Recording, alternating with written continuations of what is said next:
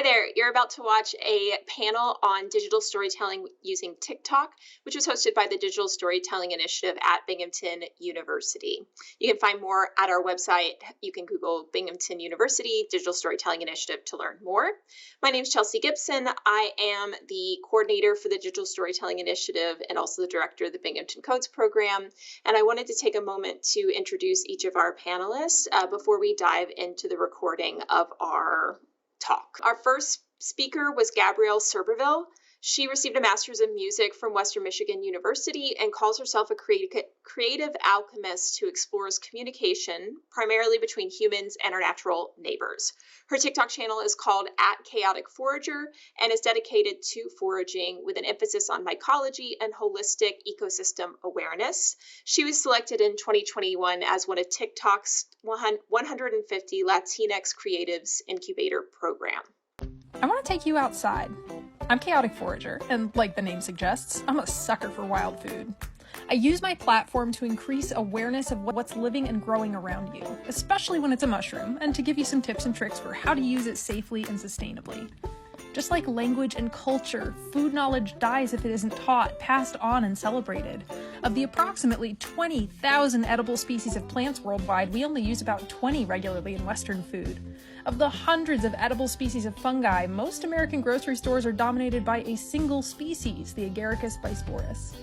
Come with me and you'll learn about edible mushrooms growing in your neighborhood, where to find them, how to identify them, how to prepare them, and how to forage with the goal of a sustainable future, of living in community with the things living and growing around you. I promise that even though it seems daunting, it's worth it to develop a real relationship with your food. Are you coming?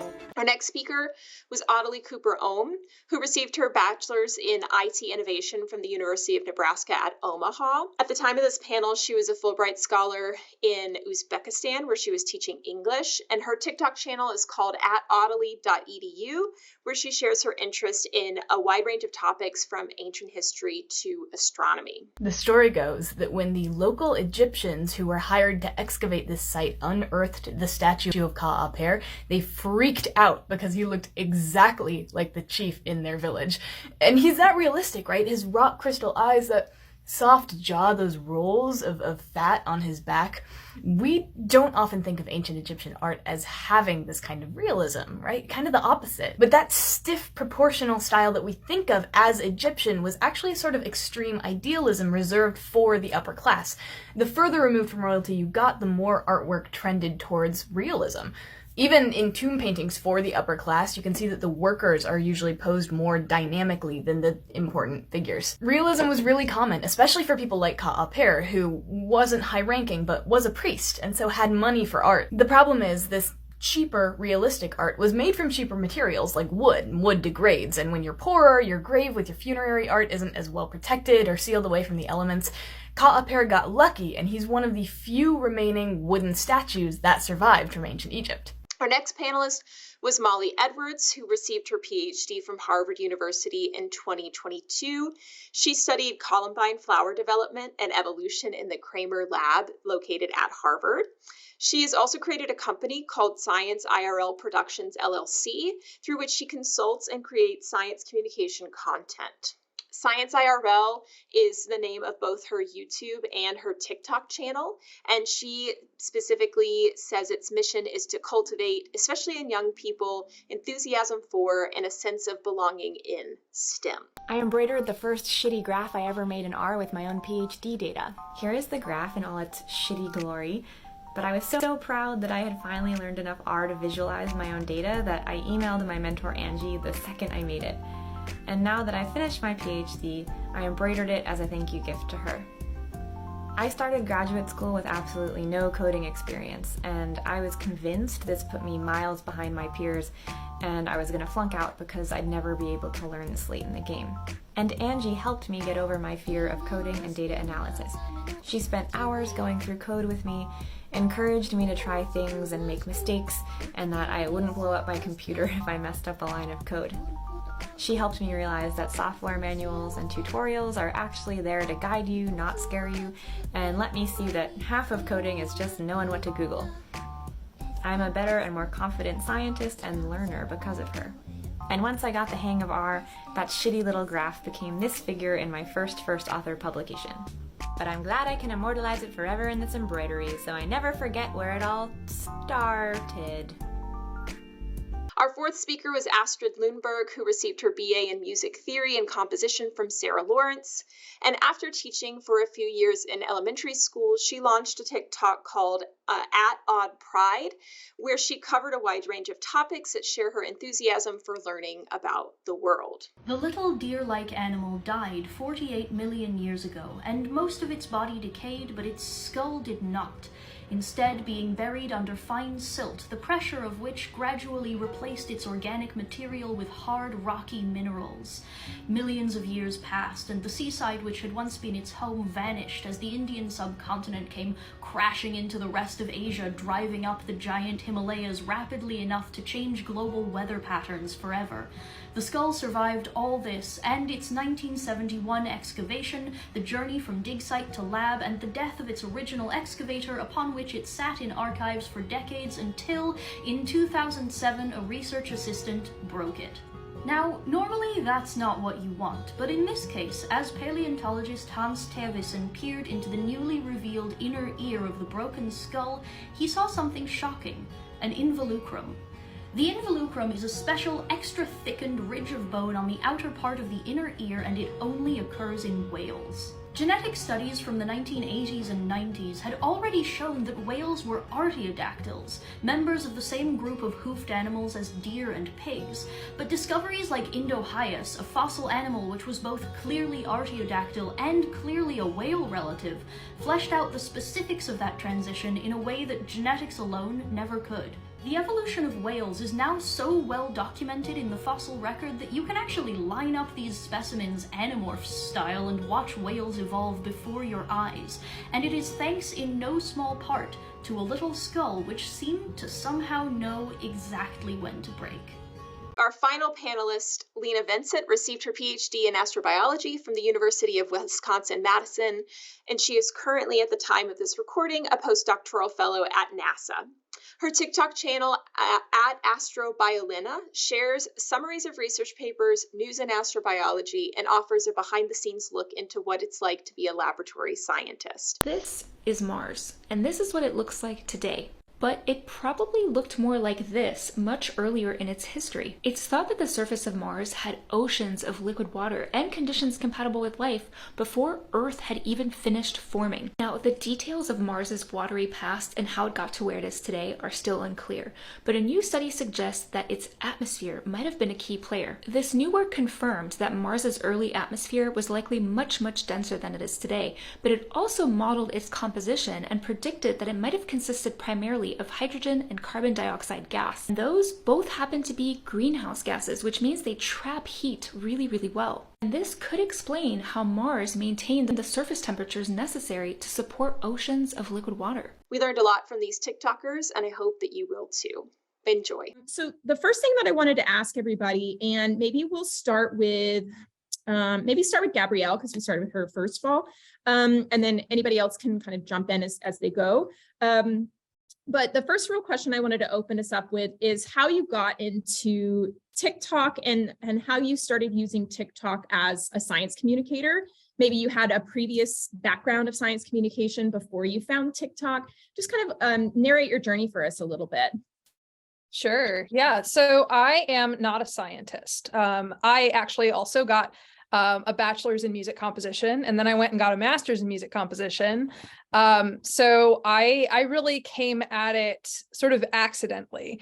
I started posting about foraging because it was something that really mattered to me. It was something that's always been a part of my life. And when I started getting more people engaging with that content, I realized that people had a lot of misconceptions about plants and particularly about fungi.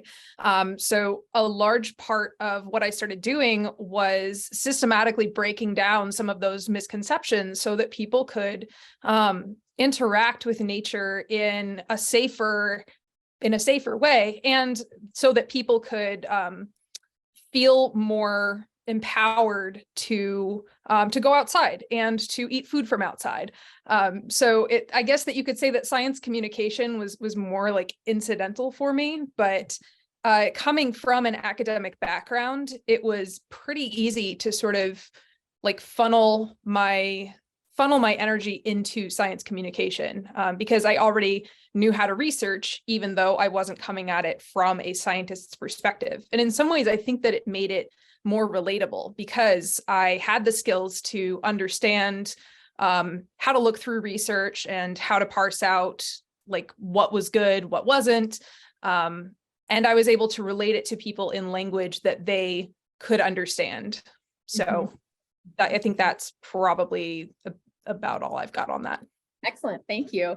Astrid, why don't you hop in because you're our other kind of music background person. Yeah, I was gonna say I really relate to a lot of what you just said. I mean, I have a sort of funny mosaic-y set of qualifications for doing what I do and doing any of the things that I have done in the past. So officially, what I have is a bachelor's in liberal arts with a concentration in music composition.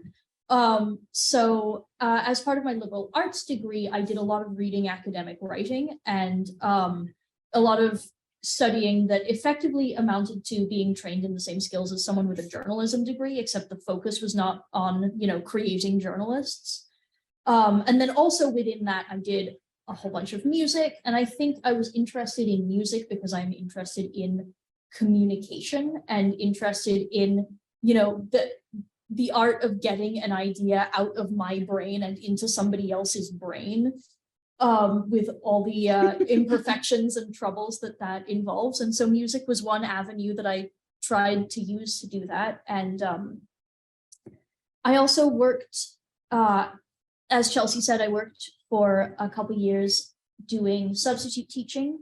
I don't have a teaching degree, so I'm not qualified to be a full-time teacher, but I was doing substitute teaching. You kind of just need a pulse to do that, to get hired to do that at least. And that was really, really valuable. And I learned a lot about how much I enjoy working with children, how much I enjoy teaching and teaching as part of the process of learning. And I just realized what great fun it is to have a conversation with somebody who just thinks everything is mind-blowing all of the time. And it made me realize that, there are very much parts of me that have that attitude of everything is mind-blowing all of the time, that your average 7-year-old who can tell you a million gazillion things about Pokemon types has. And so, the combination of those sets of background experience, I also tried to get a master's in composition, ended up dropping out, partly because I realized I didn't want to be a composer, partly because the pandemic hit. And the most valuable part of that ended up being a teaching assistantship. And so that was where I got experience teaching adults or, people in their late teens. And that was also just so much fun. And I got to be like the cool mom, and I got to give like a fun fact of the week before we talked about music theory for the rest of the hour. I've also always been really, really passionate about paleontology and evolutionary biology. I was a dinosaur kid who never grew up. And so in January of 2021, I made this video about social altruism in Neanderthals that got 200,000 views, which in my mind, as someone who at the time had 46 followers on TikTok, I thought that was the biggest deal. That was just plenty of incentive to pour tons and tons of effort into this project. And I'm really conscious of my position as someone who is not an academic expert on any of the things that I talk about. I try really hard to make it clear where my knowledge comes from, where my knowledge does not come from. I almost never come to original conclusions from other people's data, or if I do, I make it very, very clear that this is my original conclusion and I am not evolutionary biologist, or I am not a linguist, or I am not a this. And that's how I got here. That's how I ended up here. Great. That's great, Astrid. Thank you so much. Why don't we hear from Audley? Let's test that internet connection, Audley. How did you get into TikTok? Are you frozen or can you hear us? Me? Voila. Yes, you. I missed just the part where you said my name. Okay. Audley, let's hear from you. How did you get into TikTok? How did you get into what you do? All right, so like just about everyone else, it sounds like I got into it pretty on accident. It was the summer of the first year of the COVID-19 pandemic, and I was very bored, and Hank Green, who I'm sure you're all familiar with because he was kind of one of the original people to do what we do, had started a series where the premise was that any interesting question that you couldn't find the answer for, he would try to find the answer for it. So I started a series, and let me know if I'm cutting out because I'm not sure. I can only okay. I started a series as a joke that was sort of an antithesis to that, where anyone could ask me any question they wouldn't find the answer for, and I would give them just a blatantly wrong answer. And that gained a lot of traction pretty quickly, to the Oh no. Oh dear. Uzbekistan's going to really conflict with us today. Yeah. We should probably move on. We're going to move on. Yeah. Yeah. We'll let Ollie come in and come out when she can. All right. Sorry, Ollie. Oh, you came back. That's what we're testing your connection to see how well this can happen. You know what I mean? So you did kind of a spoof on a Hank Green kind of thing. It was popular, and then you kept creating content, presumably because you liked it, or what do you? Yes, I got so many good questions from that, and I was doing the research for the questions every time, and coming up with the answer, and the answer would be interesting, so I would want to share it. And so I started an alternate channel where I shared the actual answer. And then that gained more traction than my original channel. And when school started up that semester, I was on a scholarship that allowed me to take a lot of classes that I wouldn't normally have. So like fire science, linguistics, art history, and I had all of these interesting things that were coming up. And all of a sudden I had this platform to share them. So that's about how I got into it. Very good. Thank you so much, Adelie. Molly, why don't we go to you, and then Lena will go to you. So Molly, how did you get into this? I know you've been in this game for a long time, probably. Yeah. I mean, gosh, I think originally similar is almost kind of a random confluence of events and circumstances that allowed me to fall into it. But I worked as a lab tech for a few years in between undergrad and grad school. And in college, I was a science major, but I did a lot of, I like lived in a performing and visual arts dorm. Like I did a lot of music, I did a lot of theater, all sorts of things. And I was really missing that when I was just out in the world doing science full time, and no longer like, you know, in a setting where I had easy access to all of that. So I already knew how to edit videos kind of randomly from, I was in 4-H when I growing up. I don't know if you're familiar with 4-H program, sure. Like a youth development kind of skill building club, kind of like the Boy Scouts or Girl Scouts. And we had an AV club. So I learned how to edit video there. It wasn't so much a passion, but it was just like a kind of skill that I had. And then simultaneously I was like realizing that my life as a full-time scientist was very alien. Like, what do you do all day in that lab? Like, what's going on in there? And so I was just sort of mulling over, okay, like how can I answer these questions I'm getting? What's a medium I know how to work with? Like, and how do I turn this into a fun creative outlet for all of these things that I'm missing? And I had some friends, you know, from college who were also in New York, where I was at the time, who did theater and creative things. And some people in my lab also did those things too. And so we all just kind of started a project together. So that's how Science IRL on YouTube was born. And yeah, I've been doing that all through grad school, kind of on and off as grad school got more or less intense. And similar pandemic threads, I think, kind of led me to TikTok as well, because the normal format for Science IRL is traveling to guest scientists' labs and looking in their labs and doing experiments together. And of course, all of that got squashed during the pandemic. So it was a pandemic pivot, and it's just been a really a nice way to kind of explore another facet of SciComm.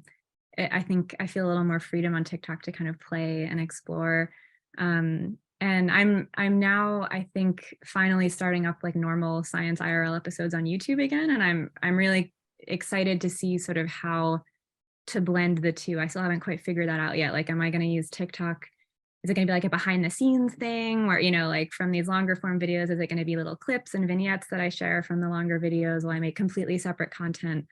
I haven't figured it out yet, but I'm excited to see where it goes. Yeah. Great. Thank you so much, Molly. And Lena, do you want to round us out here? Yeah, sure. So I guess I started in science communication probably towards the beginning of my PhD program. So I'd been communicating science before that, but mostly at conferences, so to other academics, to other scientists. And when I started my PhD program, there were a few opportunities to do outreach to the public. So I was giving talks to schools, retirement homes. I spoke at churches a few times, and I learned that I really enjoyed doing that. And while I saw the value of communicating science to a broad audience, I realized that I was deriving a lot of satisfaction out of it for myself. Like, it felt really good to get other people excited about science. So I knew that that was something that I enjoyed doing, and I kind of sought out opportunities in grad school to do that. I started a few outreach programs myself at UW-Madison. And so by the time the pandemic hit and TikTok started to gain popularity, I was already kind of pursuing opportunities to incorporate SciComm. And I kind of saw that in my future. And I initially downloaded TikTok just as entertainment for myself. Like, I really never connected the dots myself. Like, I never saw it as a potential opportunity to expand my SciComm to social media. It happened when I came across it for the first time. So my For You page showed me no educational content for like a year. And about a year in, so towards the end of the summer of 2021, I started getting on the Learn on TikTok side of TikTok. And I went, this makes so much sense. Like, these little bite-sized educational pieces. And I don't know what compelled me initially. I decided to make a video about how to make a good PowerPoint presentation. So I started with just a little not well-known fact about how PowerPoint started. And that blew up. I think it got like 500,000 views. And it was like a really long 3-minute video, which was especially long at that time because the kind of longer form TikToks had just started and people were really angry at me for talking for 3 minutes. But that started a series where I made like a multi-part series about how to make a good scientific presentation in TikTok. And then that started to dwindle out a little bit. I was like, okay, well, I want to keep riding this wave. Like, I wonder if people would be interested in my science. And so I think I just posted a newsworthy video, a really cool telescope image that had just come out. And that just started questions, and I would respond to those questions, and things just kind of snowballed, and turned out there was interest in my science. And so that started Astrobiolena. And so, yeah, I think it was somewhat by accident. I never planned to use TikTok as a science communication tool. It just sort of happened. And in hindsight, it makes complete sense. Yeah, I think it just a logical way to broaden the reach of what I was already doing. And I haven't stopped doing the other types of science communication through these other media, but yeah, that's how I got started on TikTok specifically. Mm-hmm. Yeah, and one thing that sounds like a bunch of you have echoed is the way that once you get on and you like it, and maybe you get some people watching, they start asking you questions, which allows you to make more content, which becomes like a lovely cycle. Which is nice. I mean, that's in some ways replicates the way a classroom works. It's just you have to get somebody to listen for an hour over 2 minutes. Maybe the questions are more forthcoming in one medium than the other. But that's really interesting to me to kind of hear that kind of almost symbiotic relationship in that way of the content creation. So one of the questions I would love to go from there is kind of like, what you might see as the benefits of and the limitations of using TikTok as a tool for education over strictly entertainment. Like what's great about it? What do you think it limits you? You know what I mean? Lena, why don't we start with you and then kind of move backwards so we can mix it up a little bit. Yeah, well, I'll start with the benefits, the good, because I think there are so many. And the one that I could go on and on about reasons why I think, TikTok is such a uniquely powerful tool for SciComm. But the thing that I always use to sell other people on why they should consider doing SciComm on TikTok is the reach. I think, quality, specific themes, there are tons of goals there, but really ultimately our SciComm only does as much, is limited by who sees it, right? And the more people see it, the better, especially on TikTok. I think it's such a generalist platform. There's so much potential to reach audience members that are really difficult to access. So I think just being able to get your SciComm in front of a lot of people, but people who historically might not be able to normally access high quality SciComm, I think is huge. And I think in my case, and maybe other people's cases too, especially in an age range and demographic that is really difficult to access. So I know, from my previous SciComm experience, I've had really a difficult time, and this might be because of my resources or the specific methods I was using. I have a really hard time engaging younger audience members, particularly ones who are about to enter college, the kind of 16 to 19. I have found really difficult to get them interested in participating in SciComm engagements and things like that. And that is really where TikTok sits nicely in terms of its audience members. So I think one of the huge benefits is just being able to access people who are going to be not only receptive to that format, but who are in parts of their lives where like the benefits and the impact of our SciComm is really huge and is really difficult to accomplish.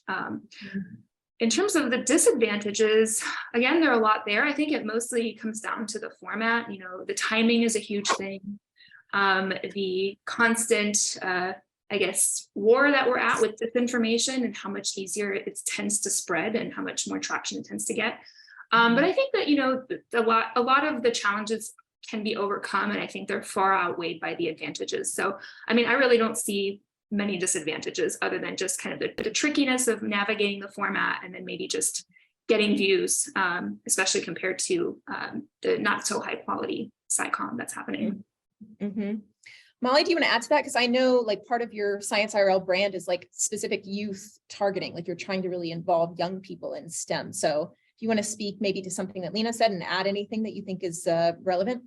Yeah, no, Lena, I totally agree with the potential for reach and engagement, and I feel like there's just sort of a more just a culture of conversation on TikTok. Like it's really expected. It's like not a big deal to comment or like engage with a creator. Like it's just, there's like the barrier to engaging with your audience is so it's so easy and it's wonderful. It's like I notice it's like night and day from YouTube. I think YouTube has its advantages in terms of length, like the length of content I've found sometimes tricky if you really want to go into, but also like TikTok kind of having that short format really like spawns creativity in a way that's really lovely and like kind of forces you to think outside the box and like how are you going to convey this in such a short time. So yeah, totally agree, Lena. And I think in terms of, I've noticed lots of funding agencies like in the sciences and stuff are really prioritizing outreach these days. And whenever you apply for funding, they really want you to have plan, like how are you going to reach your target audience? Like who are you trying to reach? Like where is it going to go? And I think they're really embracing that the audience you want to reach, especially if it's young people, are on TikTok or on Instagram, like all these social channels. And funding agencies like to see that and like to know you're thinking about where to meet your audience. Excellent. Thank you so much, Molly. Adelie, do you want to give the internet a try? Do you want to add anything of advantages or disadvantages? Yeah, I can give it a shot. Can you guys hear me good? Yep. All right. So in terms of advantages, I think like everyone else sort of mentioned so far, the reach potential is huge. So if you can spark people's interests, your reach can go really far. So I would say format wise, TikTok is amazing for sparking interest if you can do that. But one drawback of that same format is it's really difficult to keep that interest, right? So if you have a video, someone watches your video, they're like, wow, that's cool. I want to learn more about it. They scroll on to the next video and they say, wow, that's cool. I want to learn more about that. If that next video grabs their attention, like you're done, right? So it's great format wise for getting people's attention at a surface level. But if you want to bring that deeper, if you want to get that into a deeper understanding of a subject, it's really hard to reach that point on that format. Mm-hmm. It's interesting. Astrid, what about you? What do you think? Thank you, Adelie. I mean, I think there are a lot of this really intense pressure to get to the point so quickly. If you can't hook people in the first few seconds of a TikTok video, they are not going to watch the video, they're not going to interact with it, and then your video, because of how the algorithm works, is not going to be served to as many other people, and so other people are also not going to get to see it. And TikTok doesn't really rely on having a search function the way that platforms like YouTube and even Instagram do.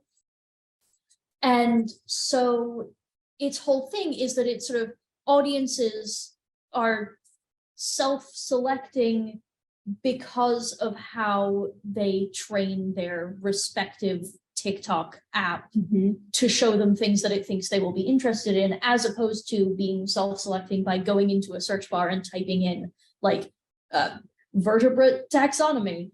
And so I think you can be a little more, I think audiences are a little more forgiving with their attention spans on YouTube, not just because the videos are longer, but also because like it's very, very possible. It's much easier to have something end up on your phone screen on the TikTok app that is something that you do not care about than for that to accidentally happen with a YouTube video. If you're watching a YouTube video, it's because you clicked on it.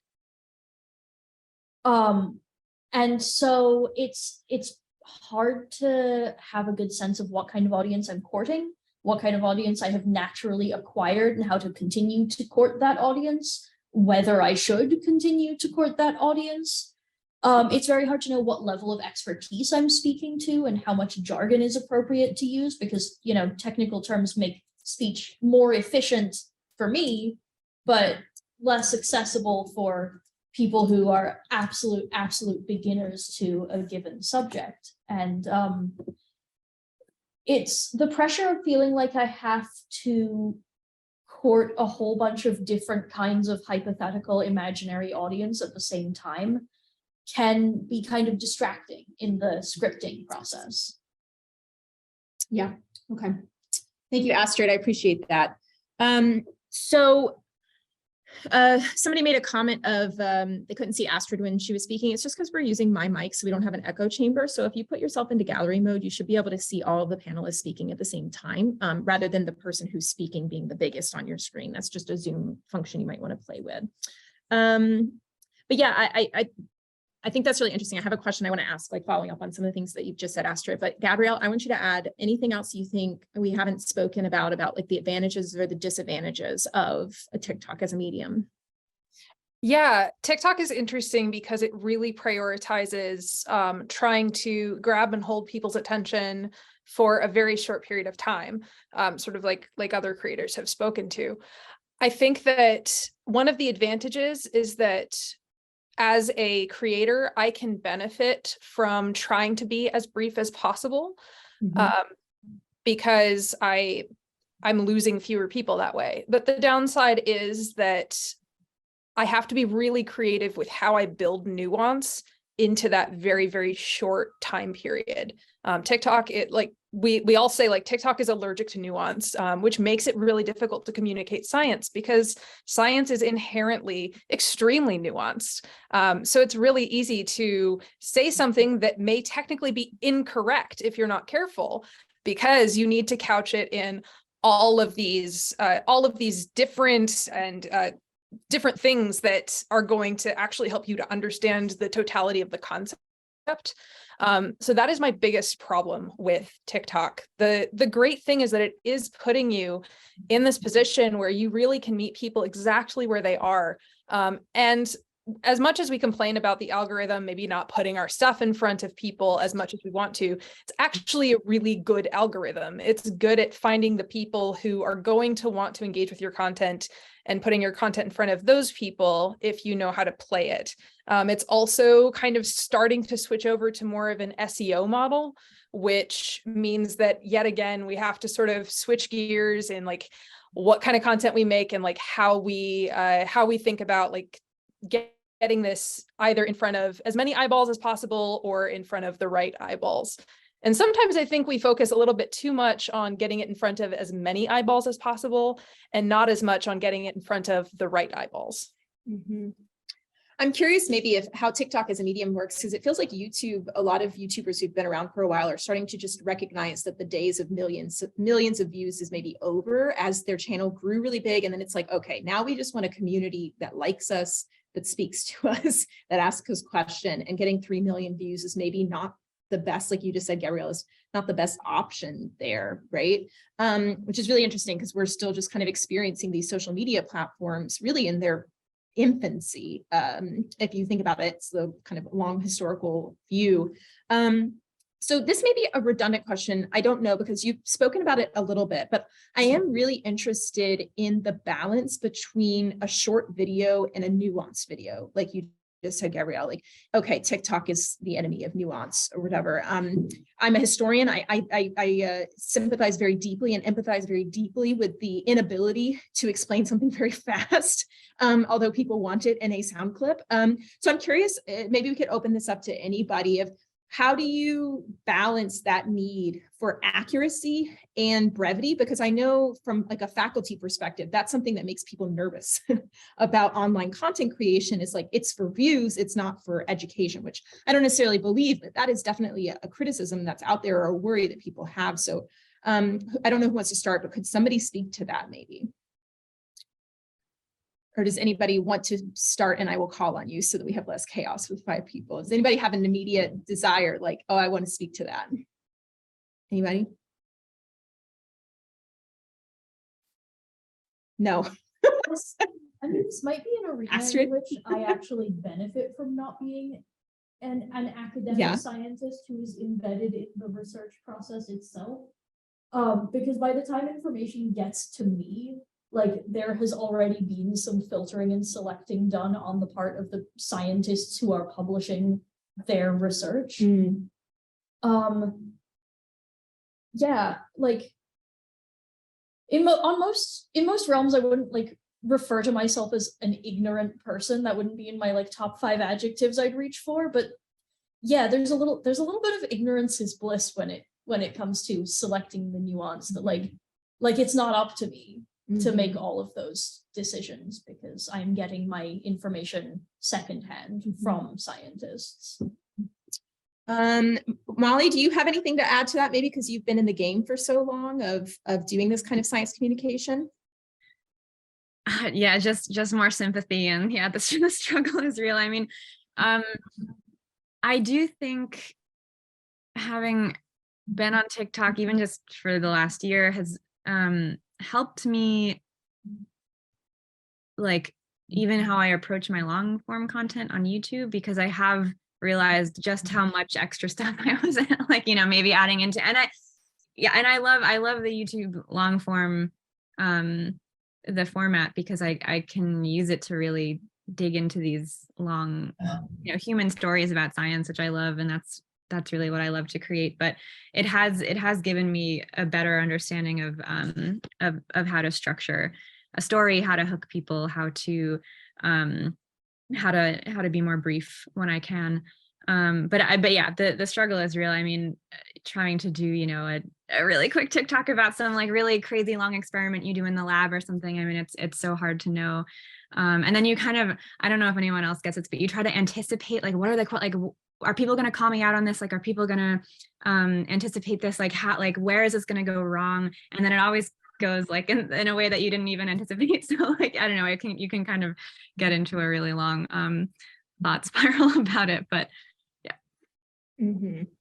And I think that's something content creators struggle with of the anticipation of the comments that are going to come at you. I've heard a lot of that kind of burnout that can create of the intense stress. Try to anticipate one particular actually comment, and in doing so, get a different actually comment. Mm-hmm. Like whenever there are two valid pronunciations and I pick one, there's always somebody who's upset with me. Like, do you say Macedonia or Macedonia? There's no right answer. Somebody will be upset. Yeah, and there's the hazard of being a woman on the internet, which means you're going to get emailed or commented the ways that your communication style is subpar, right? You said too many ums, you're degrading intellectual. I don't know. I see that all over the place. Did anybody else want to speak on that? Because I have another question based on what Molly just said. Did anybody else want to speak on that? Yeah. Gabrielle, please. Yeah, so I might be a little bit unique in this, in that I am teaching people to do something that could potentially be dangerous. And that comes with kind of its own set of responsibilities, because not only do I need to make sure that within 60 seconds, somebody gets a really good introduction to a plant or a mushroom, to the point where they could tacitly identify it, but I also need to build in all of this nuance about, like, hey, this is edible in this situation, or this part of this plant or mushroom is edible. And that can be, that has at times been something that has prevented me from making the content, because I feel like there's too much that I have to say in order to make what I'm about to say safe. And I also I can't count on the fact that somebody is going to watch a second video about this. So I have to get everything into one video. I have to make sure that it's something that's watchable all the way through. And I have to make sure that nobody kills themselves because of advice that I gave them, or because of something that I left out. So that's always something that's really at the forefront of my mind. And it's also why I won't talk about certain plants. I won't talk about certain mushrooms, because there just isn't space within that format to be as nuanced as I need to be. Mm-hmm. Yeah, I can see how that's an extremely high bar of content creation. Oh my goodness. So I wanted to build off something that Molly just said, which is that, she's been creating long form content on YouTube for a long time and has come to TikTok, and had said that helped refine her a way of telling a story, of kind of cutting the fat, I would presume. One thing that I'm really interested in is if you have like a loose formula of what makes a good or effective video. If you've got, most of the ones we just saw were about a minute to minute and a half. I know that that's kind of the TikTok range of what you want to aim for. How do you pack, like what can somebody give us like an insight into the structure of kind of packing that in? Is anybody chomping at the bit? Maybe you want to tackle that? Best practices, maybe. Gabrielle, yeah. I'll try to speak to that a little bit. Yeah. I think that you need to have some sort of narrative, even if it's in your own head. You need to think about a TikTok as having a beginning, a middle, and an end. And I think that it's also helpful to think about, like, at what point would I stop watching this if somebody else had made it? So watching your own content with that really critical eye, or even just showing it to somebody else and asking them, okay, at what point does it get boring? At what point do you want to stop watching? At what point is this no longer interesting?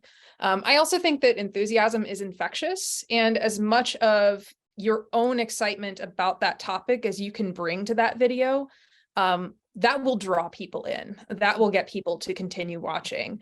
And just try to be a person. I think sometimes, especially when we've kind of like come over from the really polished social media that is like Instagram, and we're trying to make content on TikTok, the temptation can be to make everything very high production, very just like very polished and very pretty. And that's not always what does well on TikTok. Sometimes you need a little bit of that element of chaos or humor, or just something to kind of get people to keep watching what you're making.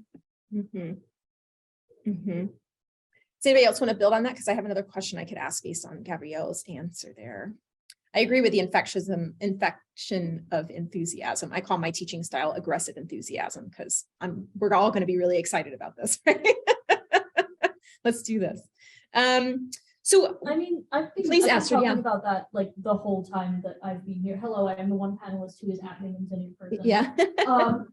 I've been talking about that the whole time I've been here, that how are you going to convince somebody to be excited about the thing you want to talk about if you can't tell them why you're excited about it? And I think, like, I was preparing to come to this, I was sitting around thinking, okay, so like, am I good at this? Why am I good at this? What am I doing that is right? How did I get here? And I think people like that I love talking about nerdy stuff. And I think that is something, that's a message that I wanted to impart to academic, like non-communicators at Binghamton, if I could, that, you know, you wanted to learn about this in the first place because you loved it, right? Or you loved something about it. And how can you tap into the version of yourself that is just like sitting around waiting for someone to ask you about mushrooms? Yeah, never apologize for joy, especially if you're a person who presents as female. Like, we do so much apologizing for being excited, being joyful, being nerdy about something. Like, don't do that. Just be nerdy. You'll find your nerds if you do that. That's why my page is called what it's called. I'm Odd Pride, that's why.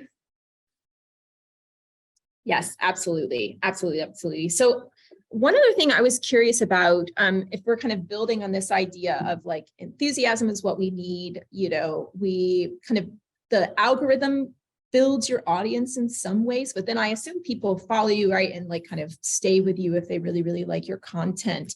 I'm curious if you have any advice as to what are like the best practices of communicating online beyond creating like maybe an effective TikTok video. Like maybe you could walk us through, like maybe Lena, maybe you could do this for us. Maybe you could like walk us through what a week on TikTok looks like to you in terms of how much you're communicating with people beyond the video itself. Like what does that kind of communication look like? Like, are you answering comments every single day? Is it something that comes in waves? Like, I'm just really curious to get like a behind the scenes kind of look into that.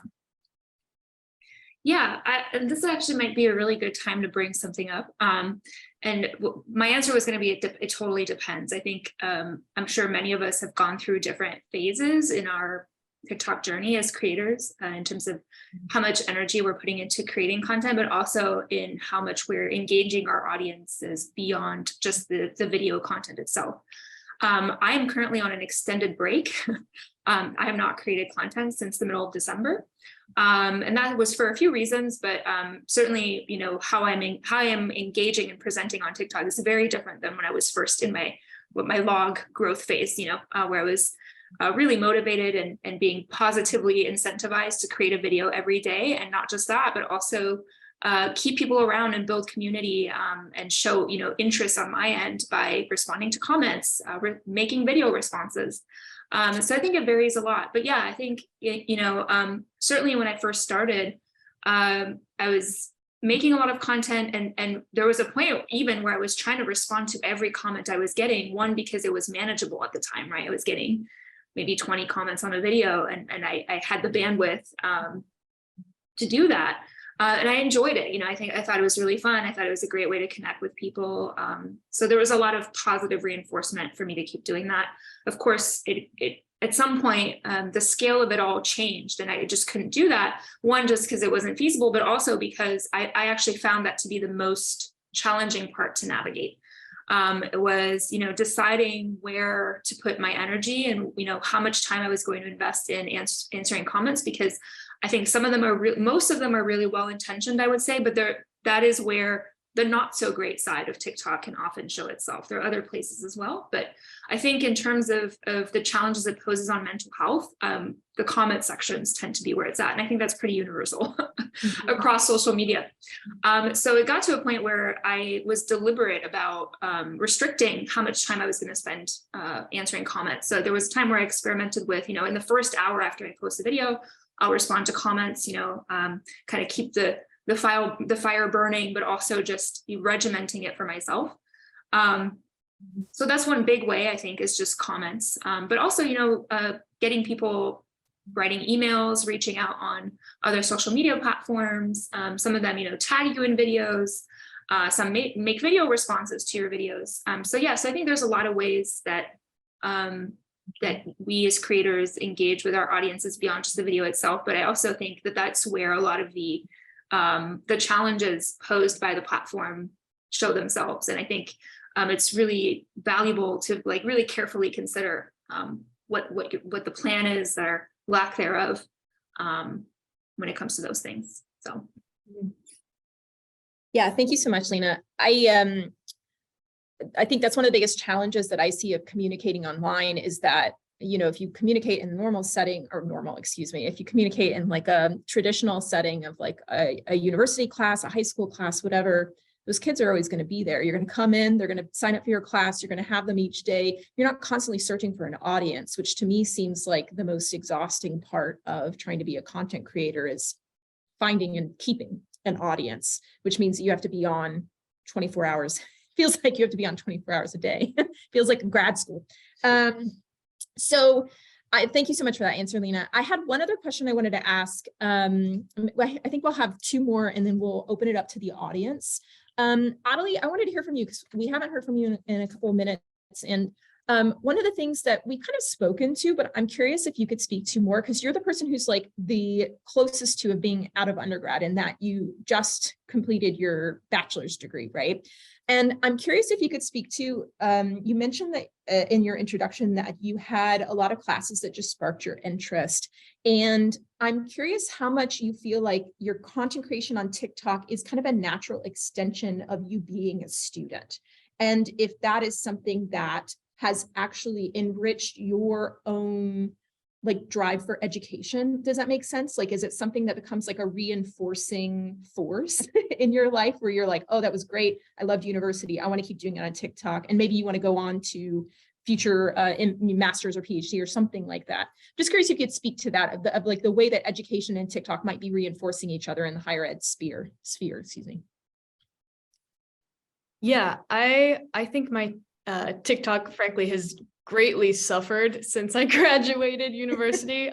I do think it was very much a natural extension of the work that I was doing in university. I would be in a class, I would learn something, I would probably do some further research on that topic, but then bring that directly to my TikTok platform and share that forward. So since leaving that environment, I've had a difficult time keeping up with that at the same pace now that I don't have professors who are telling me about interesting information. I have to go out and find everything on my own. I have to do all of my own legwork.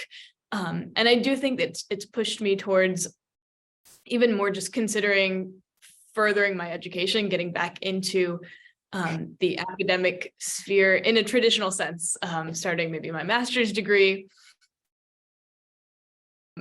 So that's, but yeah, I think absolutely that the two are linked for me.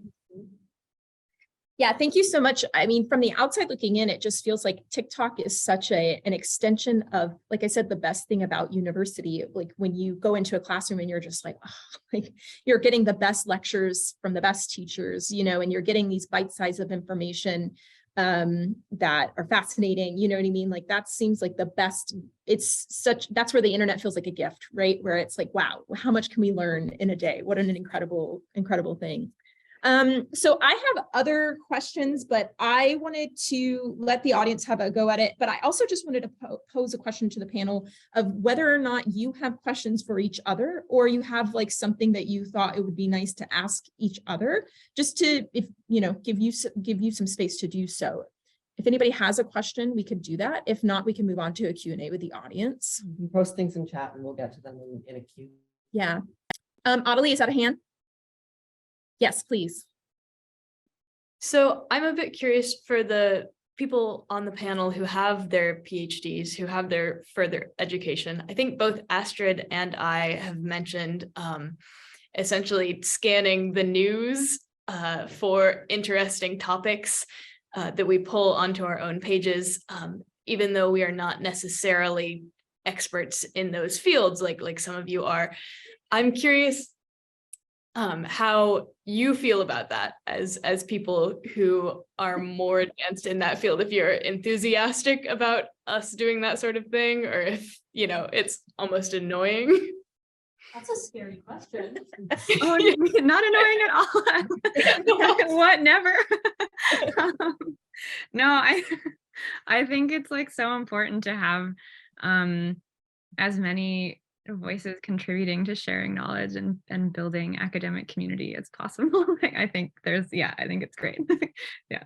I concur. I think it's so much more powerful when, I think the more important thing is just seeing people who are excited about learning something, kind of putting that back into the world. And I think that ultimately doesn't really matter who it's coming from. You know, I think expertise is one thing, but passion and genuine interest in learning and educating, that's the really important thing. So yes, I'm enthusiastic about it. No, I'm not annoyed by it. If anything, I think it's incredible. So.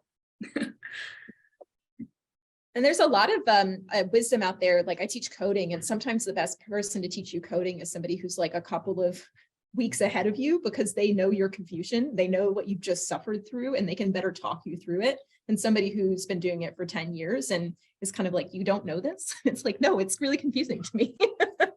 I just got here. So that's a great question, Adelie. I really appreciate it. Anybody else in the panel have a question for other panelists? Astrid, please. When my non-TikToker friends ask me what it's like, which they do kind of a lot, I say it's like being cursed with mind reading powers in a crowded room. Has anybody else learned some weird stuff about how strangers perceive you? What's that like? How's everybody else dealing with that? Oh boy, it's not great. Not great. I have so many insecurities now that are like I never even noticed. Like I am now like so self-conscious about things that I never noticed about myself, and it's really weird. I don't know how many of you get really strange DMs from people who feel like they know you, but that happens to me a lot too, and that is one of the downsides of being very personality forward in your comments, in your content, because people really start to feel like they know you, and that can be kind of a dangerous situation at times. I would really love to know how other people deal with that. Mm-hmm. Yeah. There was a related question in the chat of how has your relationship with blocking people changed over time? So like, I don't know, like as you have seen your videos perform differently and you get different responses from people, like has it changed the way that you think about the internet? Mm-hmm. And Lynn, I saw you unmuting there, so you can build off of Gabby, like we're best friends. I'm sorry, Gabrielle, and build off of her comment, and then we could talk about blocking too. Yeah, I mean, my answer is just going to be, I have not figured that out yet. You know, how to be, you know, have thick enough skin or have a strategy where you're engaging and just kind of using it for the good stuff, right? But also being very, just letting that kind of stuff roll off of you. I think that's not something that I've mastered yet, although I've gotten better at it in part because I think my relationship to the block button has changed a lot. And also just how much I get. Like there was a time I was saying before where I wanted to read every comment, you know, I wanted to see the totality of what people were getting out of this. And now I think that that's changed a lot. It's, you know, just having a much more transient, hands-off relationship to the comment section and the DMs that I get. But also, yeah, there was definitely a time where I wanted to change people's minds. You know, if someone had a negative opinion, negative response to, especially something technical, right? Something that was the subject matter. You know, obviously people have something to say about your appearance, your speech style, all of that. But, you know, especially in situations where I felt like, oh, maybe I can change this person's mind, right? Like they clearly didn't agree with what I had to say, or they took issue with how I worded something, like I can respond to that. And now I think I see very little value in doing that, except in rare situations. And I've gotten very comfortable with the block button. I think that's been one of the major evolutions, I think, in my time as a social media science content creator is just being very indiscriminate with the block button. So I think blocking is very good, not just because, you know, a lot of times people are doing this because they want to get elicit a response. They're not doing it out of any kind of pure intentions, but also just for mental health. I think it's just it's a much better experience when you block rather than engage in those situations. So. Adelie said in the comment, I am very pro block button. I'm very pro block button. Did you want to react to that verbally, Adelie, or is that your sentiment? That's pretty much the entire sentiment. I think for anyone, especially if there's anyone here who's like considering starting a TikTok channel or whatever, when I first started out, I was a little afraid of blocking people. I was like, oh, well, if I block them, you know, my audience isn't going to grow. Now I block people all the time for very small things. So I think if it gives you peace of mind, absolutely block someone. Yeah, and I think that speaks again to the fact that social media is so new that it felt maybe like a constraining of people earlier. And now it's like a social space doesn't need to be full of abuse. Like that's just unequivocally unacceptable. I wouldn't allow people to scream things at me in real life. Like we'll just turn you off, right? I can then understand our need for the block button. Let me go through some questions we've got here. So for those of you who have multiple social media accounts, Kate Light has asked, how do you handle posting content across platforms? Or like maybe what logistics, you know, it doesn't make your life even harder. Like, how do you handle posting that kind of cross-platform content?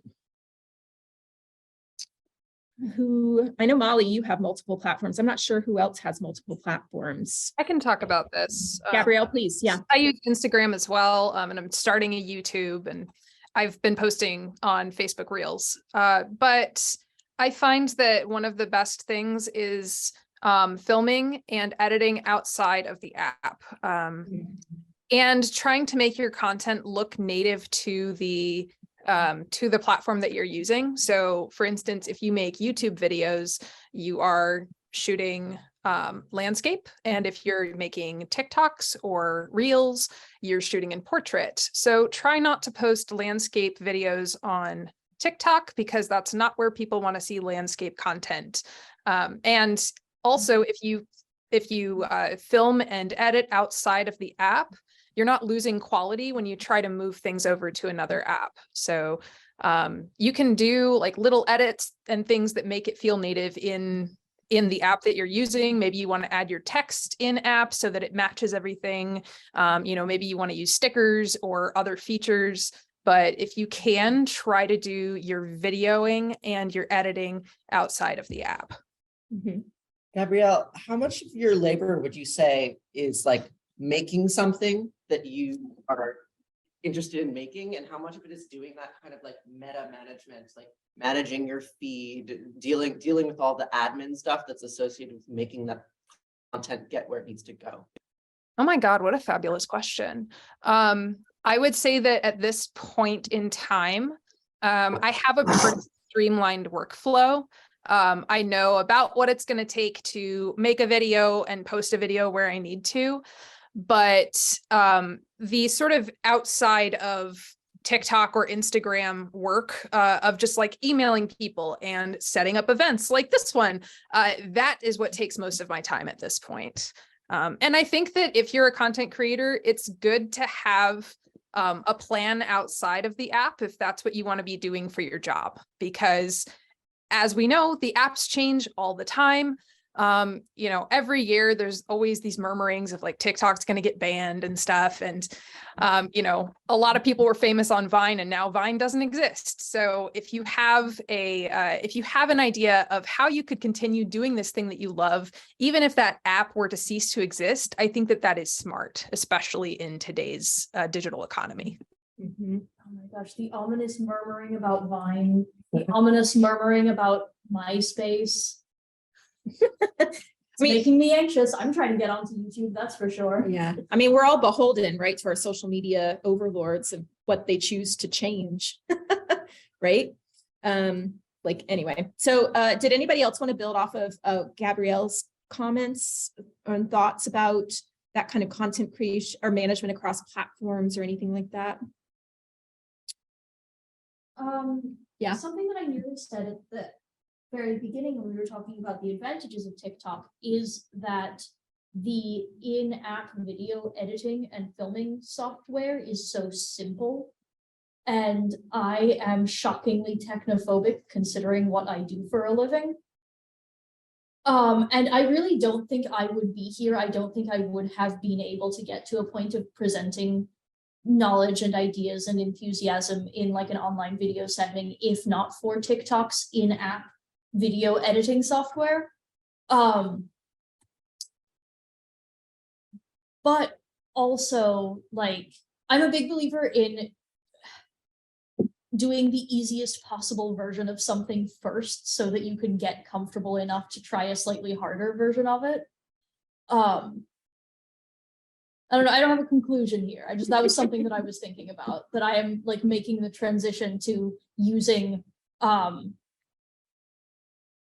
editing software that do not come from the apps that I'm posting on. And I'm grateful to the TikTok video editing software for getting me psychologically to that point in the first place. That's something I've heard Teresa talk about a lot, is like the ease of use of the TikTok platform. It's somebody who doesn't know how to do anything. It's a pretty easy thing to learn basic video editing from, which is a gateway in some ways to more sophisticated software.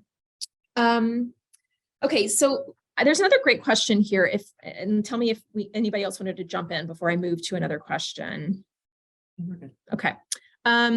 Timothy asked, I'm curious if TikTok is changing what a citizen scientist is and looks like. I think that's a really interesting question. Maybe interesting, especially for our people who trained in the sciences specifically, maybe to think about that what is a citizen scientist to begin with, really, right? Or is it changing science, the way that science is practiced? That's a good question too, right? Is there a required communication element to scientific research that needs to be integrated into it? Lena, do you want to give a shot at it? And Molly, I'll come to you maybe. Sure. Yeah. So I think in my mind just now is kind of ruminating over what citizen science actually means, and just thinking about kind of prominent citizen scientist projects. And I think to me it might be kind of a unsatisfying answer, but I think it is changing it in the sense that the connectivity aspect of it is really powerful, right? Like, so, then some of the citizen science projects I can think of, having a way to disseminate information quickly to other people and getting more people on board, that's the key to a successful citizen scientist project. And getting them to interface with career scientists is also super important. So I think I haven't seen a lot of examples of citizen scientist projects per se emerge from TikTok, but I could see how that would happen. I think it certainly changes.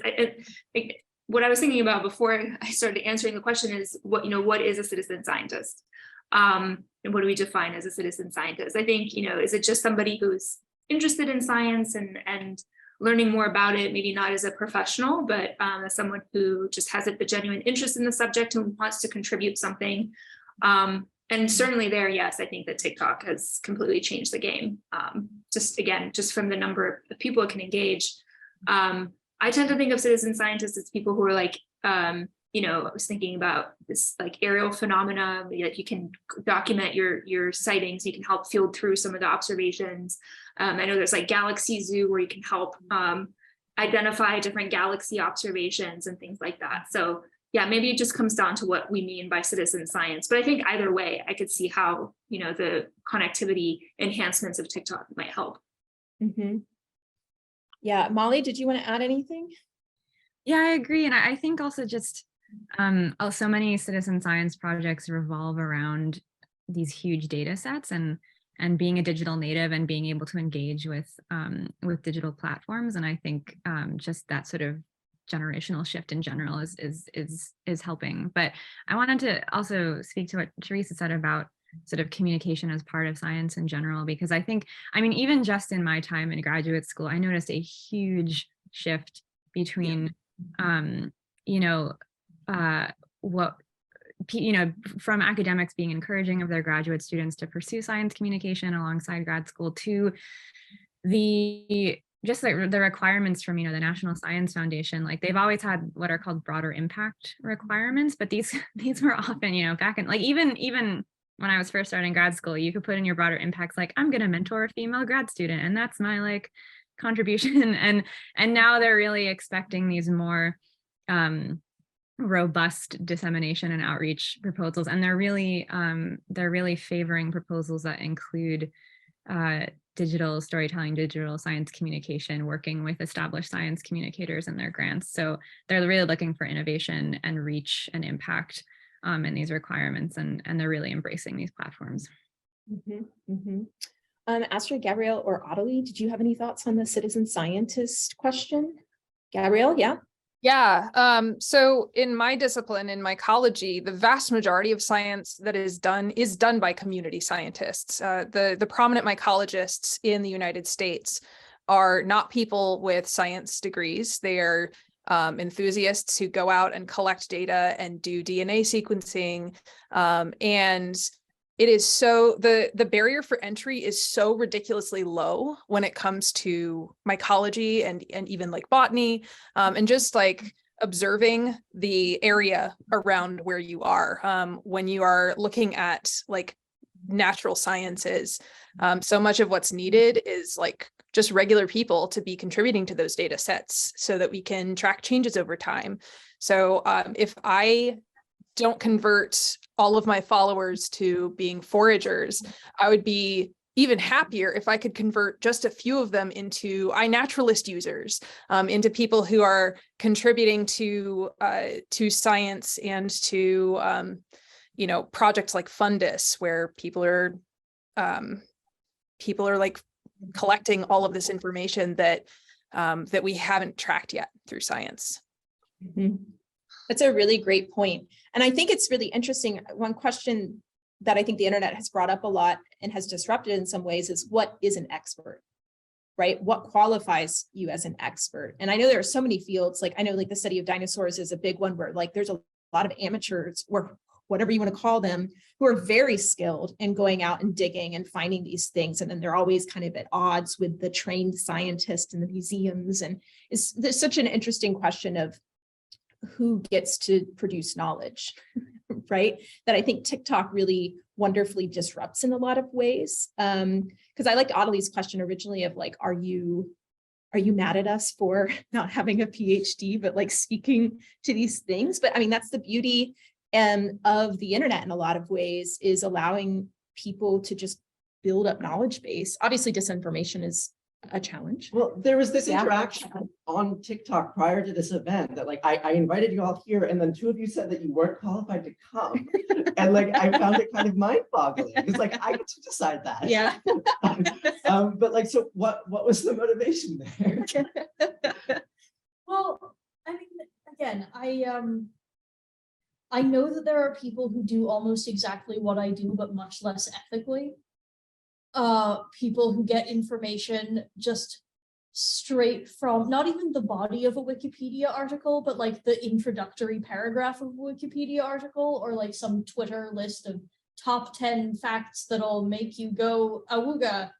And then just repeat them without doing any fact checking at all. And I think it's really important to me, just sort of for reasons of my own, like, self-concept and self-confidence, it's very important to me to feel like I'm not doing that. And I'm prone to fearing that I might be doing that without realizing it, or despite my best intentions. The other thing that I wanted to say about like knowledge sharing and science communication done by non-scientists is the thing that I have like a perpetual axe to grind about is that I periodically, I don't have an axe to grind about the fact that people say nice things about me. Sometimes I show up on lists of women in STEM to follow on TikTok, which is so nice and so flattering. And I am not a woman in STEM. And I see science communication as a form of communication and not a form of science. And it's important to me that I am a communicator and I'm a product of the humanities.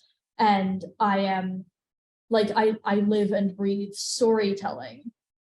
And I think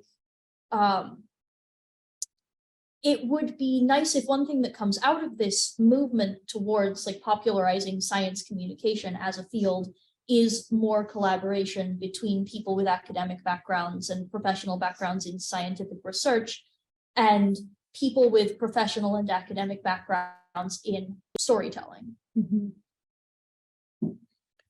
There's a related question that just came in from Bill Flanagan. A successful PhD candidate tends to develop deep knowledge in a very narrow topic. That the best science educators share knowledge about a wider array of topics, and therefore a PhD is not necessarily an important qualification. Thoughts? Lena, yeah? I have thoughts. And actually I was thinking this when Sue was speaking as well. So I think one thing, I think that is true. But one thing I always like to remind other people and myself is that a PhD is a doctor of philosophy. And while yes, in most cases, the outcome of successfully completing a PhD is deep familiarity and expertise in one area, really that is not the purpose of a PhD. And that is actually not what compels a committee that is ultimately responsible for conferring your PhD to confer you that PhD. It is a process, it is mastery of a process, which is seeing a thing and being confused about it because there isn't any information out there already. It's an unknown, and then deploying the scientific process to try to answer that question and then hopefully producing an answer. And so, you know, what does that make PhDs? You know, are we experts in science, or are we experts in a particular process that usually leads to some scientific contribution? And so I think the discussion about, you know, who is a scientist, who isn't a scientist, who's qualified to talk about it, it brings up a lot of nuances within what, you know, what it means to be a scientist at all. And so I think that we'll ultimately find that there's a lot of blurring of lines. And so I think, you know, we're all qualified in some way. And to the point of the commenter, you know, my PhD is not in communication, right? It's in a field of science.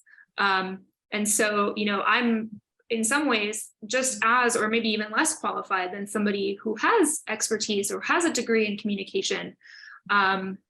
So yeah, I think I don't have a specific point to make there other than just raising the fact that there's some fuzziness about degrees and specifically PhDs, you know, higher graduate degrees and what makes us qualified to talk about science to a broader audience. And I would argue that there isn't really a specific set of degrees or things we can point to in our professional lives that prepare us other than just wanting to do it and being good at it and having an audience who will listen to us. So yeah.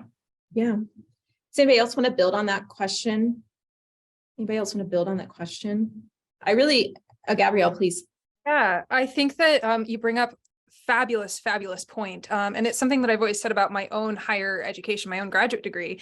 Not that I am now an expert in music composition, but what my degree really helped me to do was to gain this much better sense of research literacy, so that I can look at data, I can look at research, and I can determine based on just experience that I can determine what is quality research and what is not, because I know what to look for.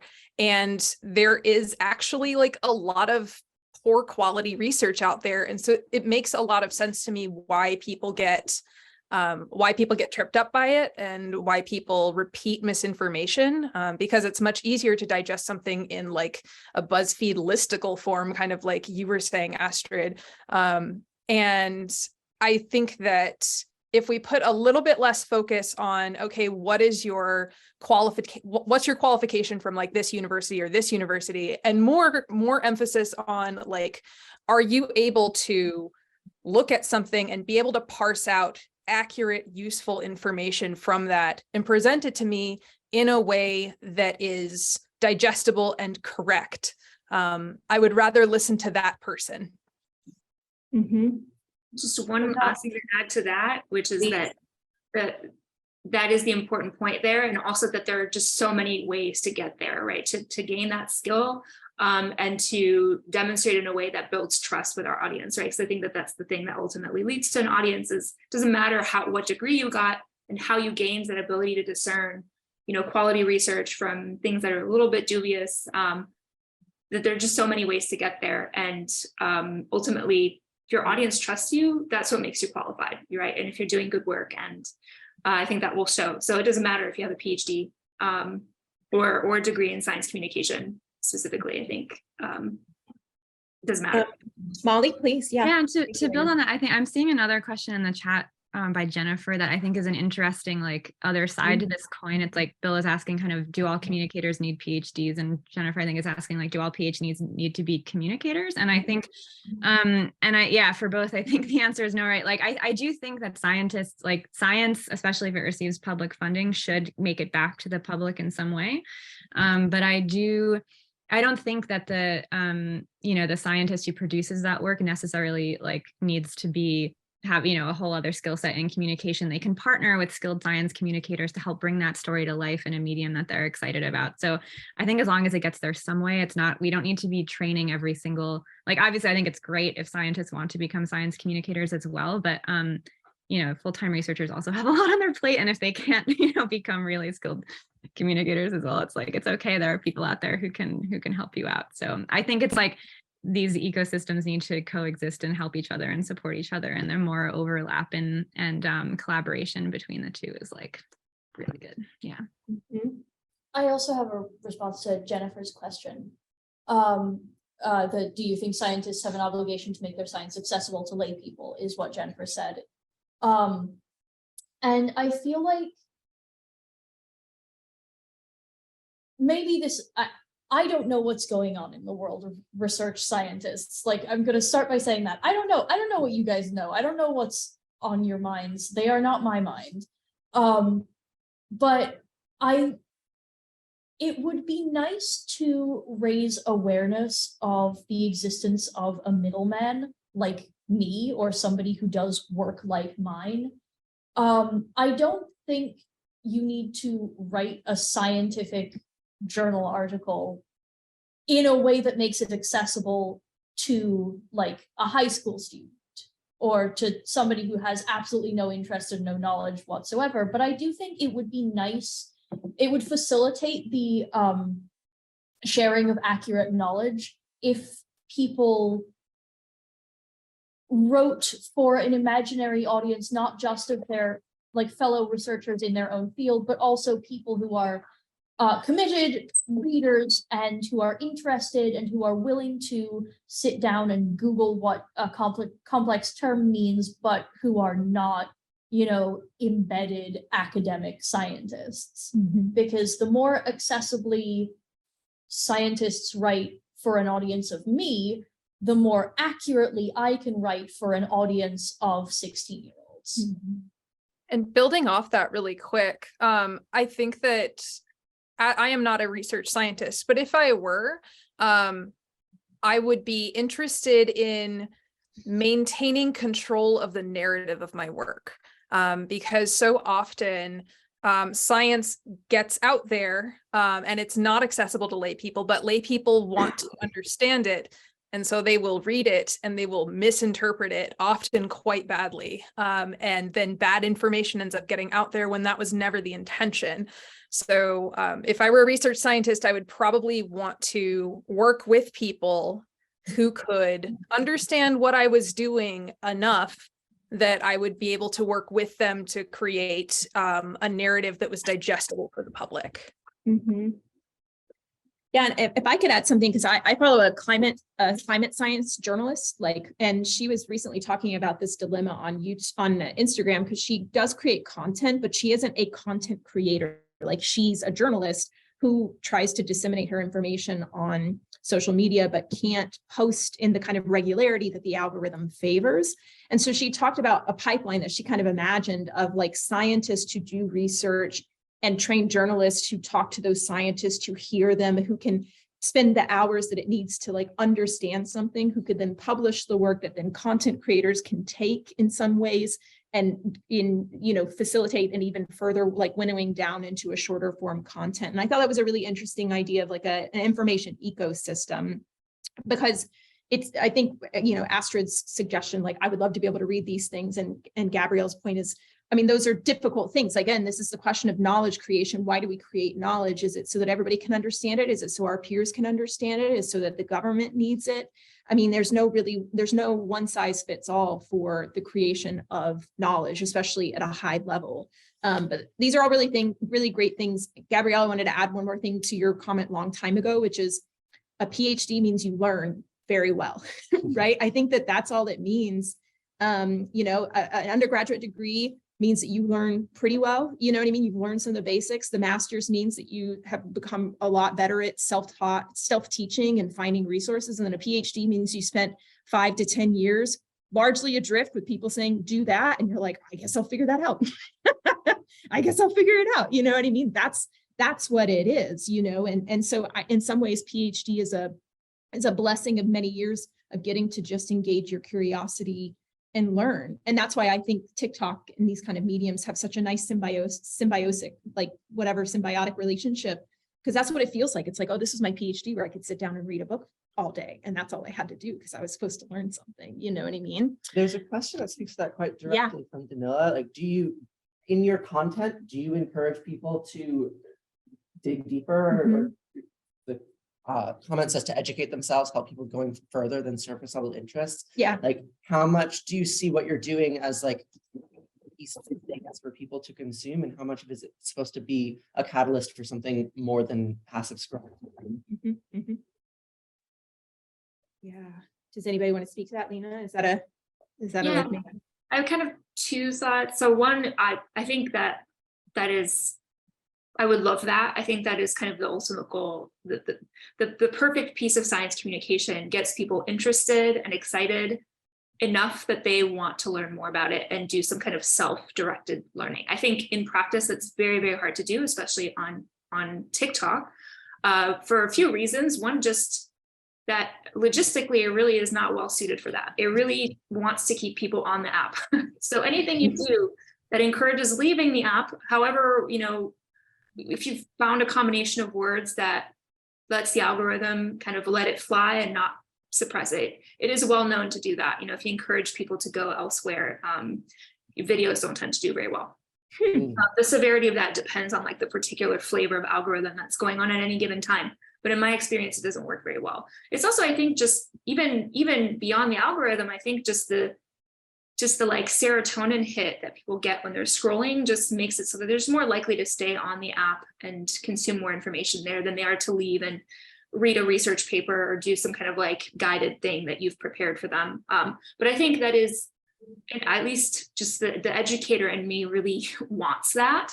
And I think the people here who are exploring doing longer form content on YouTube and stuff, like have a good formula for that. I think in my dream world, if I had more time, I would have kind of longer form content that would maybe encourage self-directed learning on YouTube and just kind of use YouTube to funnel people into there. I don't have the time for that, unfortunately, but I think that might be one of the really good ways to do it, rather than, encouraging people to go read a paper or, do something more laborious. And the reality is most of those papers are behind a paywall anyway, right? So if you tell people to go do their own research, they don't have access to the kind of journals that those of us who are in institutions have access to, which I think is another big limitation. But anybody else want to build on that? Thank you, Lena. Well, because Gabrielle, I bet you do get people doing the things that you're doing. Like that's what you do. It is. And I think that my goal is not necessarily to convert people into research scientists. That would be a little lofty for me since I'm not a research scientist myself.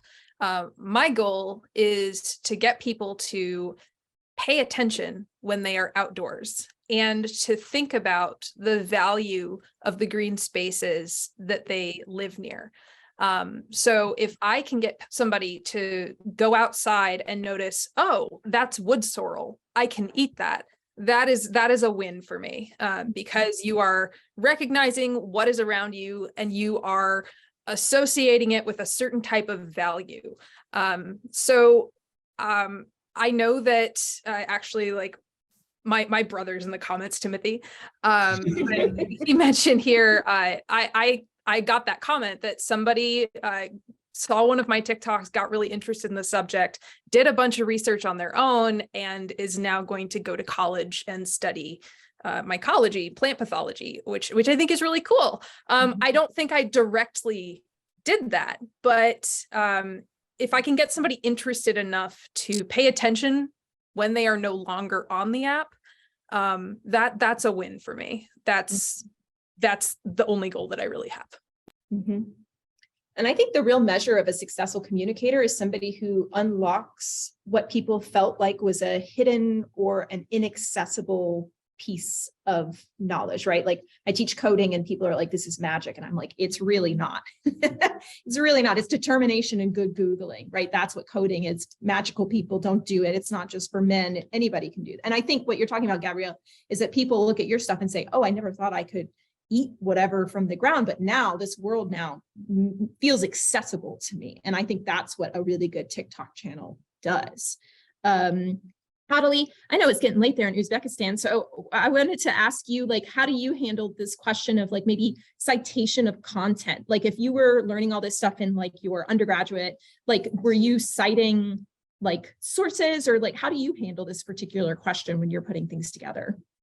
Yeah, so back when I was really in the flow of, like, putting out content constantly, I was also often, like, writing papers, even just short essays, about the stuff that I was talking about. So I had these really convenient citations. So back during that time, I used to just have a running citation list that I kept in my bio, where I would just do the name of the video, sometimes like a brief summary or instructions on the citations. So I would have the citation, usually a link to somewhere that you could potentially find it, and then something that would say, this is, like, a great place to start if you're looking for some basic level stuff, or, like, this is slightly different than what the video was about, but an interesting jumping off point if you're looking to get into this. And then also, usually at the top, I would keep, like, a little instructional thing for how to, and this is maybe not the best crowd to say it, but, like, how to essentially, like, pirate academic papers, so that if you're just casually looking at that sort of thing, if you, I don't know if I should say this on a university stream, but, like, we're not making the money. We're not getting the money. It's the academic journals, right? I don't get a dime. That's great. Molly, did you want to add on to this? Because I feel like your brand, as I understand it, is, like, trying to get people invested in STEM. Like, do you see yourself as a pipeline from young person interest in science, more scientists in the world? Or do you see it yourself as inspiring a more generalist appreciation for STEM? That would be, that's always the best if someone comments like, oh, this, this made me feel like I could really be part of this field. But I do think a lot of it also has to do with trust and public trust and expertise and in science as well. And going back to what Gabrielle was saying, like, at the beginning of the panel about showing joy and showing enthusiasm, like, that's really the bread and butter of Science IRL too. It's like, I really felt like it was rare to see scientists in moments of joy and, like, doing a silly dance around the lab when they discover something. Like, when you see scientists in the news, it's often to announce, like, a serious discovery or something like that. And in pop culture, like, scientists aren't really being represented super accurately. So I just wanted to show that humanity and those human moments of joy, of silliness, of awe, and hope that can kind of foster some sense of belonging, some sense of trust. And, like, these, I'm not so different from these experts, and kind of feel a sense of comfort and welcomingness in science. And if that, helps people feel like they want to pursue that one day, then that would be great. Yeah. Do you have a question from the oh yes, I'm so sorry, I've neglected you. Based on, like, the access to knowledge, there's also, like, make biomedical engineering related toys. Okay. feel more accessible to younger children. Mhm. And so we were just like wondering if you had any advice on like how to make such mature like concepts like in biomedical engineering accessible to children through content like on TikTok. So how, when define children, or is it like the less than 12? Like upper elementary, middle school students. Okay. Just trying to like expose them to that field of study since it is Okay. like, emerging as we're creating like fidget toys that they can use that have those principles. Mhm. We were just wondering like if there's any advice on to like make that content successful and to get an audience that would be interested into it. So could you hear that? Because I will repeat it if You want not. me to repeat Okay. it? Yeah, I will repeat it. So there are 3 women here who are working on a team with a PhD researcher here on campus who are kind of working with principles of biomedical engineering.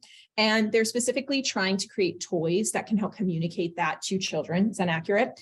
And so the question is, how can you, or do you have any advice of specifically speaking to children who are in like elementary, middle school? And this is an interesting question because TikTok, like as TikTok makes me nervous if you've got an 8-year-old on TikTok. So that's kind of an interesting thing about the medium. It's like Targeting like 9 Yeah. to 13. 9 to 13 is what their project is doing. So I know that those people obviously are using TikTok, but that makes me feel like, wow, are you in TikTok?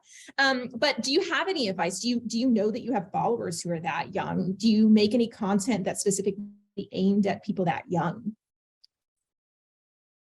Any thoughts? Gabrielle? So one thing is that despite the fact that it's often not followed, TikTok does have an age cutoff. You cannot make a TikTok account if you are under the age of 13. So you might have better luck trying to reach those kids' parents and create content that appeals to both the child and the parent so that it's something they can watch together. I know that on YouTube, you can make content that is specifically for children. And I mean, I have a niece and a nephew and they're on YouTube all the time. So that may be a better avenue for marketing these products, but certainly on TikTok, like that's where a lot of people's parents are, especially after the pandemic. So maybe focus on creating more parent-centered content that includes children. It's a great suggestion. Did anybody else want to add something to that? Just to show that sorry, I didn't mean to speak over anybody. No, go ahead. That I do often get parents say, I watch your videos with my kid, so it does happen. People do show their videos to their kids, and which is good because then they can vet, and kind of curate what videos they're showing. But yeah, so just to know if you are exploring TikTok, I think that's excellent advice because people do that. And so interesting to think it might also influence how you create a video, if you're kind of speaking to both. And one person I know who may be of interest is oh man, I can't remember her handle. I will put it in the chat, but she does videos aimed specifically for this. So she demonstrates little science experiments that parents can do with their kids and kind of explains the science behind it. Just as a potential format is, kind of, and an example of somebody who's taking advantage of the fact that parents are sometimes watching this with their kids. So I'll put it in the chat. Okay, perfect. And Astrid, do you want to add something? Yeah, well, I got here kind of the other way around. I got good at TikTok by explaining things to children and not vice versa. And so I don't know if your goal with asking this question is to get advice for how to market this thing or just advice for how to generate like enthusiasm and a little bit of understanding in children of the like underlying principles and the topics involved. But if it's the latter, when I worked with children more, I had this like weird little hobby in sort of spare moments of trying to explain evolutionary topics to young children just for fun, just in using a 5-year-old's vocabulary. How much of evolution by natural selection can I get them to understand? One, simplify, like abstract and abstract and abstract and simplify and simplify and simplify, and let them be wrong in the things that they take away from it. They're especially, I mean, I've worked with younger children than your target audience, so this is maybe less true, but if you're trying to explain a scientific topic to a 6 or 7-year-old, you can do it, but really the goal is more to create someone who is motivated to continue to be passionate about learning about it and to continue to learn about it in increasingly sophisticated ways as they become capable of like holding that kind of sophistication. So if you tell a child a story of something that is true of the natural world, or something that happened in history or in geologic time, in like deep history, and that story has 10 points in it and they remember 1, that's a win.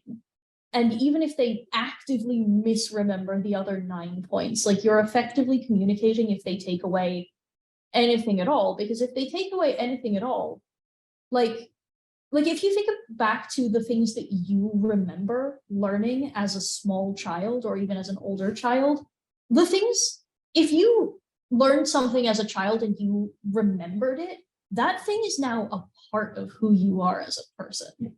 So if you can get a kid to latch onto even 1 fact, that's a big deal, because then that fact and in their brain will kind of grow as they grow.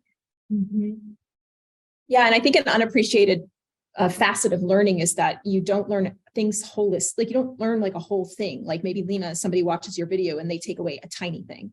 And like learning is repetition. You hear it over and over again, or you see it in multiple places and it reinforces, you know what I mean? Wired has a really good video. I think it's Wired, where they like explain something very complicated from the perspective of like a PhD and then like somebody in undergrad and like a teen and then like a child. I'm pretty sure it's Wired. I don't know if anybody wants to fact check me, but that's a really interesting YouTube series. It's showing you how to break down something for multiple different audiences, which I think is really interesting. Okay. I'm sorry. I have one more thing about I sit around all day thinking about explaining stuff to children. Sometimes it is easy to conflate. This topic is too complex for a child to understand, and the vocabulary that I have to explain this topic to a child is beyond a child's scope.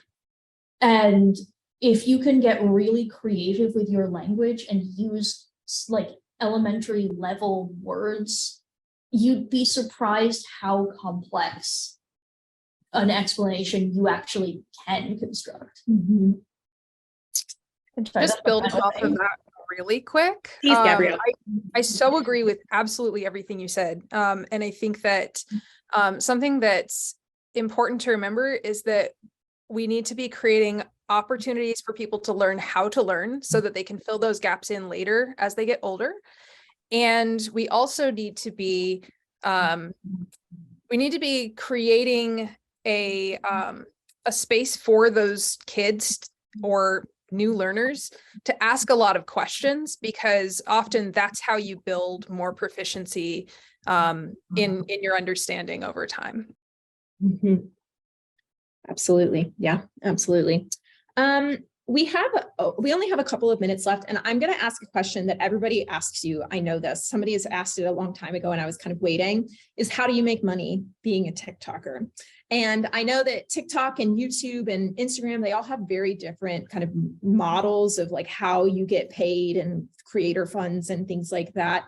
But I don't know if somebody wants to give like a Reader's Digest version of like how you make money on TikTok, because I don't imagine you make as much with ad sales as you do in other platforms, almost nothing as far as I understand it. So I don't know if somebody wants to tell me how you make money on TikTok to answer the ever-present question. I don't know who wants to get us started. Lena, yeah.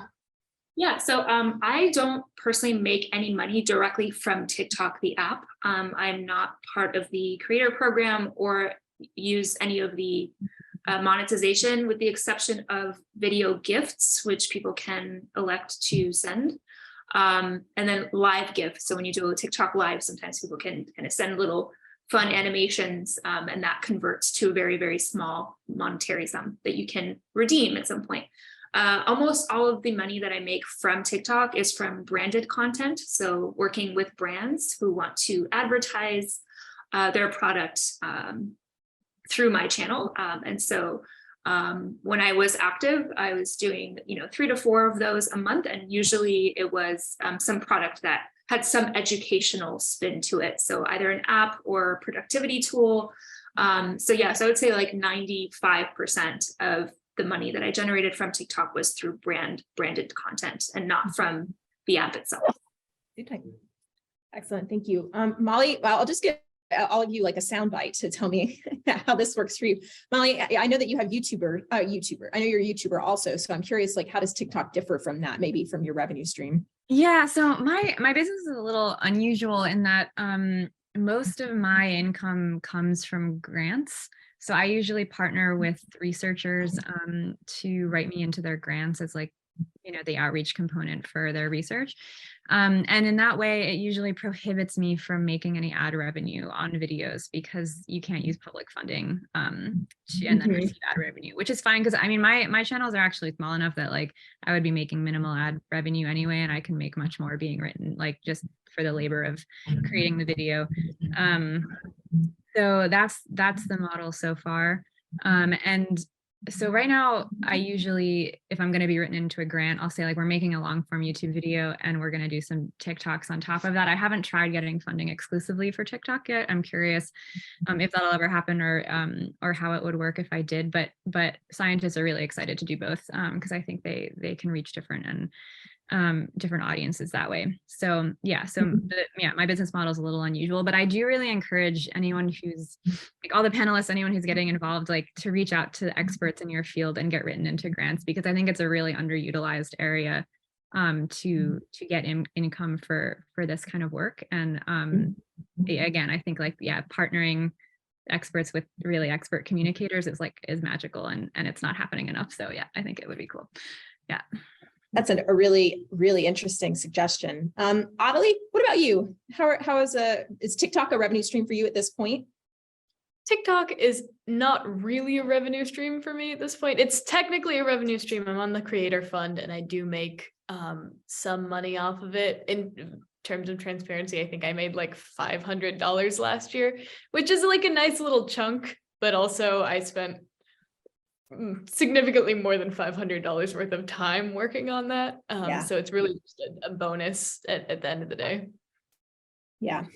I just saw your comment that you did interactive education as part of your IT degree. I'm just saying that's very interesting. That's very interesting. Gabrielle, what about you? So at this point, I'm a full-time content creator and freelancer. I do still compose, but at this point, I'm able to make enough from making content. I also don't really make much on TikTok through like the creator fund or really from any other platform from their creator funds or ad streams. I think it's a big misconception that creators who have a lot of followers are making a lot of money, because that is not true. But I will say that working with brands can be very lucrative. I will also say that it can be very easy to work with brands that are not going to be beneficial for your platform if you're not really careful. So I have a flowchart that I made for myself to decide whether a brand is worth working with or not. I really try to stick mostly with services that I think are useful, products that I think are like necessary for people, or that are of really good quality. And I also try to really focus on brands that have ecological sustainability as one of their primary goals. So I've worked with people like Google Apps. I've worked with Google Lens, because that's a really useful thing for people who want to identify what's in their yard. I've worked with like National Geographic because I really like their mission and they're like bringing science to the people. So I try to really stay on brand, which means that I say no to the vast majority of things that come through my inbox. But that is at this point pretty much how I earn my income. Mm-hmm. And Astrid, maybe in our last minute, do you want to add to any of that, of how you might make some income on TikTok or via? when this question came up, I literally just remembered another thing that is in my like weird mosaic resume from my past, and that is that I used to be a busker. I used to play jazz flute on a New York City subway platform. Hell yeah. And I really think of my income from TikTok as a form of busking. I make video gifts, so tips on videos. I have a Patreon, which is half or more than half of my income, depending on how well I do in tips on a given month. Some of my Patreon supporters are in this Zoom chat right now. So hi everyone, thanks for making this possible. And yeah, also when I live stream, I put what I think of as my virtual tip jar in the background, which is literally a green screen background that has my Venmo information and says something, some version of like tips appreciated. If you like my content, help me keep making it. Yeah, like the way to get people to give you money is to ask them for money. And most of the time, like if you have a really big audience, the small percentage of people who are completely fine just like giving you a tip for entertaining them for 3 minutes is surprisingly sustainable. Mm-hmm. Yeah, it's a core group is what I think a lot of just gotta think like a busker, like just put your hat on the ground in front of you and see if anyone puts money in it. Yeah. All right, thank you, Astrid. So let's say thank you to our panelists, Astrid, Gabrielle, Nina, Molly, and Adelie. These were such an interesting conversation. Thank you all so much for being here. Thank you to our audience for being here. I have that TikTok account that she put in the chat for you. So that's 2 hours. I'm gonna say thank you so much for spending your time with us and let us go on time. But thank you so much. Everybody put their appreciation in the chat for our speakers. And yeah, thank you guys for coming to this event. Thank you for participating. We appreciate you very, very much. So I hope you guys have a great day. And yeah, keep TikToking. See you on the internet. See you on the internet.